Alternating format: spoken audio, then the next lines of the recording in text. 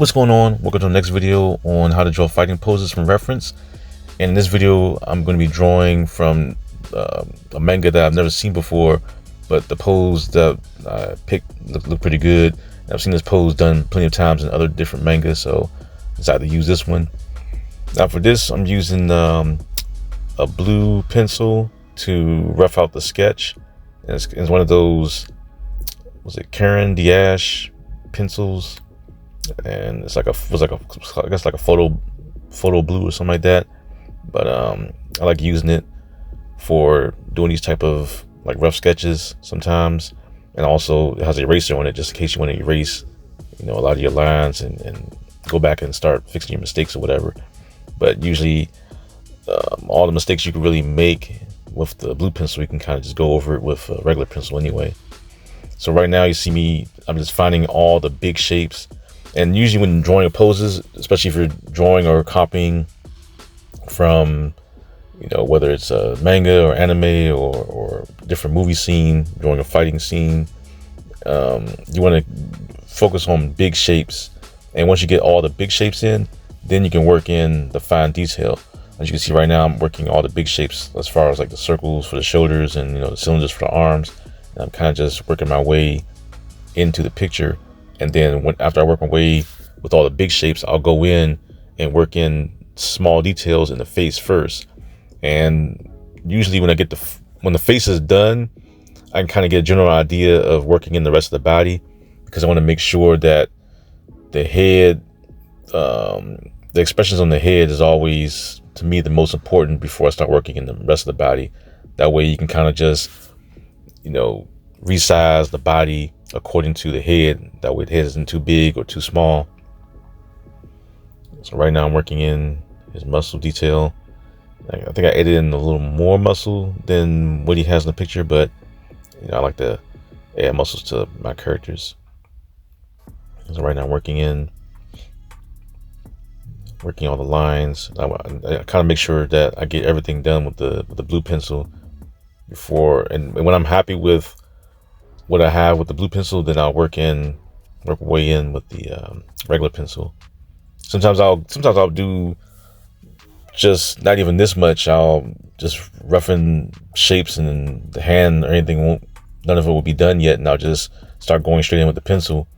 But with this one, I kind of went in with just enough detail for me to go in. So right now I'm putting in his hand, in his arm, just roughening in, not focusing too much, and I'm not really going to be too exact with the picture. I think I didn't add a chain in there, and I think that's about it. I didn't really focus too much on the chain. I was just roughing out just a general idea of the pose, just to jot it down.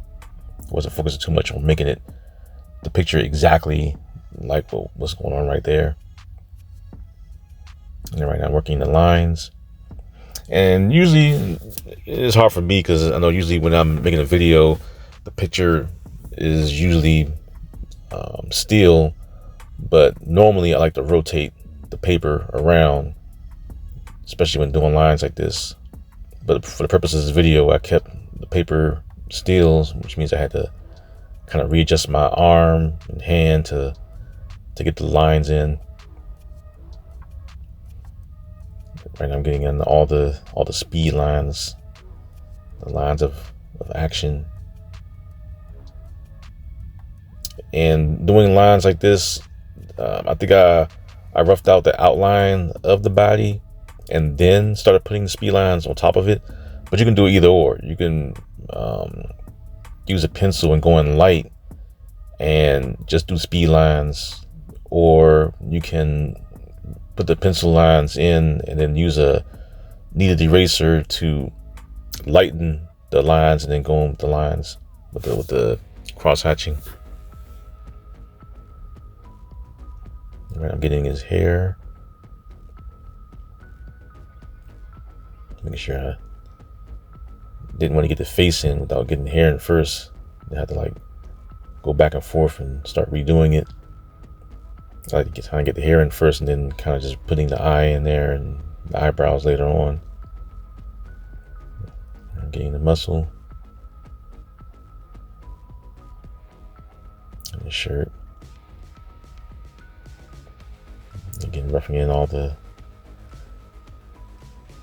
muscles that can fit in there. And usually doing fighting poses is mostly about just making it dynamic. I'm just slapping lines down. Just throw a line in there and where the chest and the spinal cord will be, and then just roughing the shapes after that.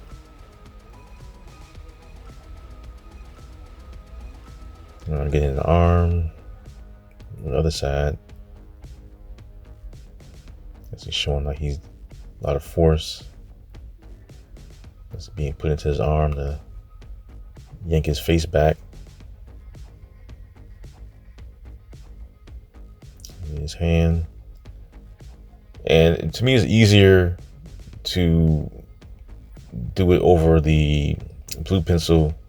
That way you're not erasing as much if I was to use a regular pencil. And since it's a photo blue pencil anyway, if I was to take this and get serious with this picture, I would take it and scan it on the computer, and the photo blue lines will automatically not appear depending on the settings of the scanner. So now I'm going in, I'm adding in all the lines. And even with the lines I'm adding now, the speed lines, I'm not really, I'm following it, but not too much what you'll see me do on some of them, because I kind of want to just make my own flow. You just see me doing the arm right there, kind of just adding in some of my own lines while also adding in the lines that I see in the picture.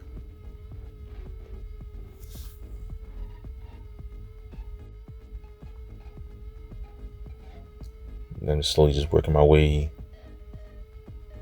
in with all the cross hatching. Now you can go, sometimes when you're adding the speed lines, if you go in light, which you see me do on the face right there where the neck is, some lines are light, some lines are dark, which kind of gives that I guess kind of a feeling of depth to know where the neck is. So adding in all the lines in the hands, making sure that I get all that.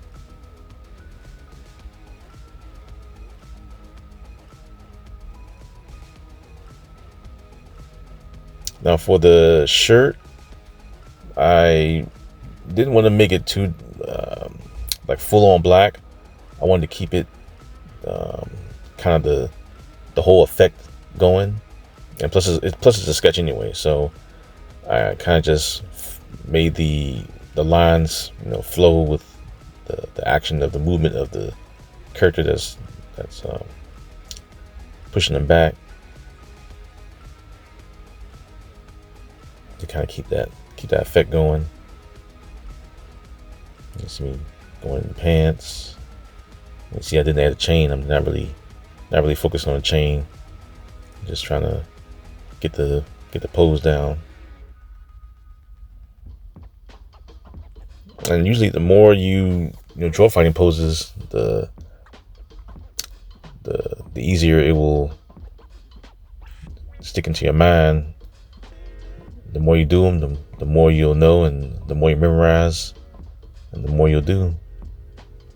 Then you start doing them in different perspectives also, which is a little more difficult, but easy depending on how you manipulate the shapes of the body. It's all about learning how to do the mannequin technique for figuring out different perspectives. And you see me darkening the lines for the hair.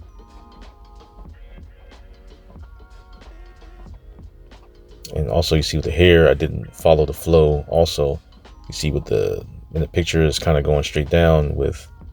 In my version, I kind of just have the hair flowing also with the other guy's shirt.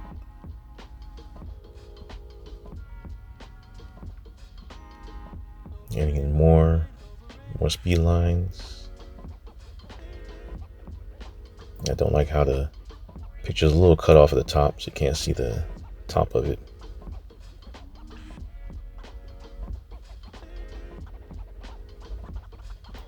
Getting more detail on the belt.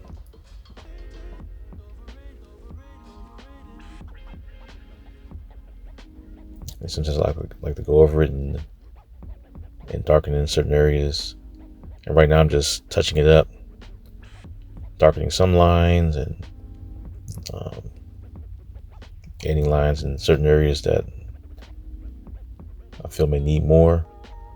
I'm kind of throwing in even more speed lines than what the picture has. I'm just now right at this point right now I'm just messing with it because I'm already done. I already have the idea down. I'm just messing around. You can play with it as much as you want. See right there, I guess I made a little change. I guess his back was too straight, so I wanted to lean it out a little bit more, like he's pushing forward a little more. And that's it for this video. If you want to see more videos like this, hit the like button, subscribe, comment, and take care.